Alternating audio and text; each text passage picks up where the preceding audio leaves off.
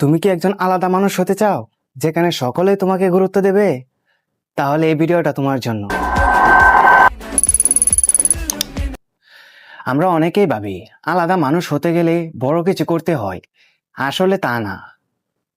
আলাদা হয় তারা যারা ছোট ছোট ব্যবহারে বড় প্রভাব ফেলে। যেমন ধরো, কারো নাম ধরে ডাকা, ধন্যবাদ বলা, কিংবা কারো দিকে তাকিয়ে হালকা মুচকি হাসি দেওয়া। এই ছোট ছোট ব্যবহারগুলি হয়তো কারো পুরো দিনের মানসিকতায় বদলে দিতে পারে। হয়তো তুমি কারোর জন্য অনুপ্রেরণাও হয়ে উঠবে শুধু একটা মিষ্টি ব্যবহার দিয়ে। ভালো মানুষ হওয়া কঠিন কিছু না, শুধু একটু আন্তরিকতা দেখাও যেখানে পারো।